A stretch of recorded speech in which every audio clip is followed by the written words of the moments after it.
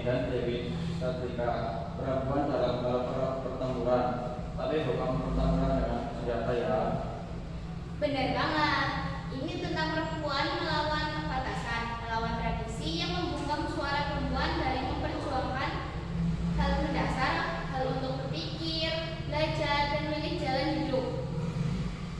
Dan untuk mengobrol ini lebih dalam, kita akan sendiri sudah hadir dua narasumber keren yang akan bantu kita mengurangi semangat perjuangan Kartini dan Dewi Sartika dari berbagai sudut. Yang pertama ada Mbak Septi Aulia mahasiswi Unwiku. Halo Mbak Septi. Halo Indri, halo Arya, senang bisa berbicara dengan kalian. Dan yang kedua ada Mbak Latifah Syah Nur yang sama-sama dari Unwiko Purwokerto juga. Halo Mbak Latifah. Hai semuanya, senang sekali bisa jadi bagian penting dari obrolan ini.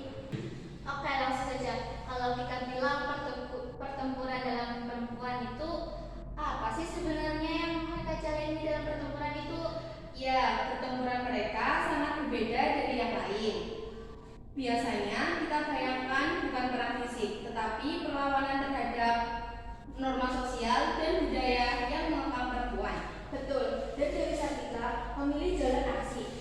Ia mendirikan sekolah untuk perempuan Sunda yang waktu itu dianggap tidak perlu sekolah.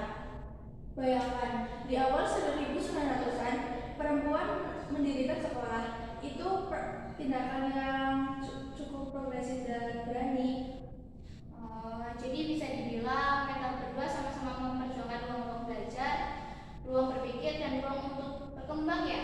Tepat sekali, mereka membuktikan bahwa pendidikan adalah alat perlawanan yang paling kuat. Dari sanalah perempuan bisa membebaskan dirinya, punya pilihan, dan mempunyai masa depan.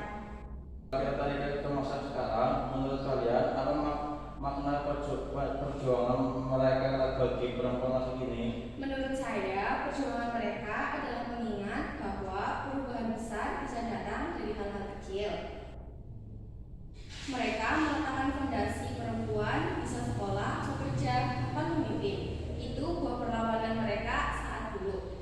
Dan meski zaman sudah berubah, tantangannya belum hilang sepenuhnya. Masih banyak perempuan, terutama di pelosok, yang belum mendapatkan akses pendidikan atau masih terjebak dalam budaya yang mengekang. Jadi, semangat mereka masih sangat relevan untuk dilanjutkan.